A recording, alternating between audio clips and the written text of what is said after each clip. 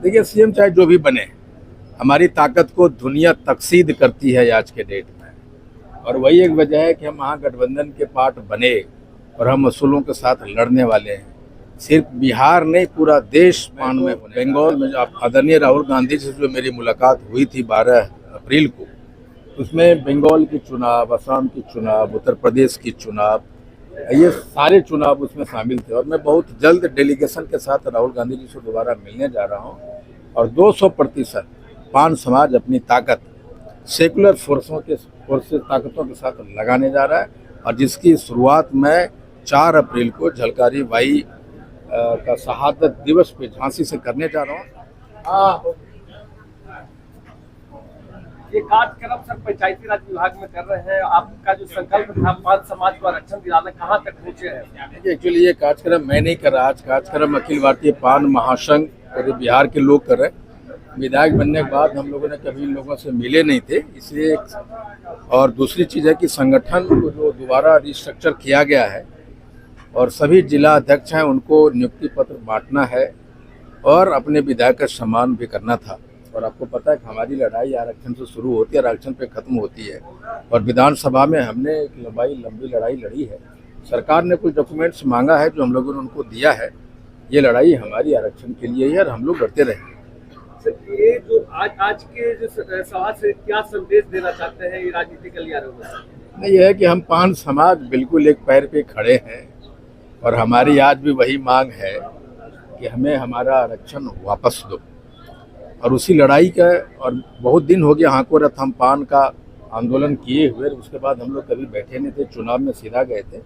बस एक दूसरे से मिलने का एक कार्यक्रम है और नियुक्ति पत्र बांटने का कार्यक्रम है। राजनीतिक संकेत यही है कि पान, पूरा बिहार पानमय है और हम जहाँ थे वहीं आज भी है। सीएम नीतीश कुमार तो अब दिल्ली जा रहे हैं, मगर उनके कौन बिहार में सीएम बनेगा, इसके बाद आपकी बात मानी जाएगी या नहीं?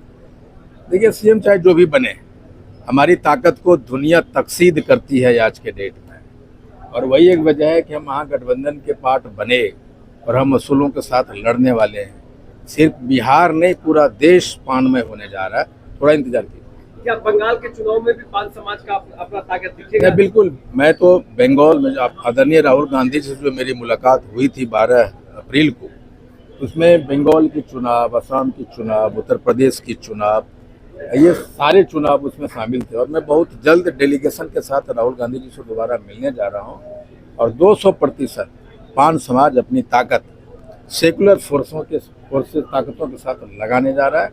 और जिसकी शुरुआत मैं 4 अप्रैल को झलकारी बाई का शहादत दिवस पे झांसी से करने जा रहा हूँ। एक बार और आईपी गुप्ता दिल्ली से उड़ेगा और झांसी में हेलीकॉप्टर से उतरेगा। बिहार में से सीएम कौन बनेंगे? निशांत कुमार की भी चर्चा तेज चल रही है। देखिए, एक्चुअली जिस तरह से नैरेटिव, मैं तो चाहता हूँ पिछड़ा थी पिछड़ा बने, दोनों में से कोई, लेकिन जिस तरह से नैरेटिव चालू किया जा रहा है, बनाया जा रहा है और बिहार को एक संशय के धकेला जा रहा है, तो मैं चाहता हूँ कि 37 वर्षों से, या आदरणीय श्री कृष्ण बाबू को देखिए, कर्पूरी ठाकुर को देखिए, या फिर लालू जी को देखिए, नीतीश, सब समाजवादी पृष्ठभूमि के लोग रहे हैं और बिहार को समाजवादियों ने चलाया है और बिहार को समाजवादी चलते हैं। अगर इस तरह का नैरेटिव सेट करना तो अच्छा है कि हमारे पास एक और नेता है जो समाजवादी पृष्ठभूमि से है और लगातार कर्पूरी ठाकुर, नीतीश जी, लालू जी के साथ रहे, तो क्यों नहीं ललन सिंह जी को बना दीजिए।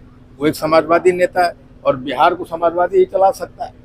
बीजेपी चाह रही है अपना मुख्यमंत्री बनाए, तो भाई चाहे ना, हम कहाँ, वो तो चाहिए रही है ना, वो तो खोला है, चाह रही है वो बनाए, हम कहाँ करें। लेकिन जिस तरह का नैरेटिव आगे पीछे हो रहा है ना, तो समाजवादी समझते समाजवादी बनाते। सम्राट चौधरी है, मैं तो कहता हूँ बनाइए, जल्दी कीजिए।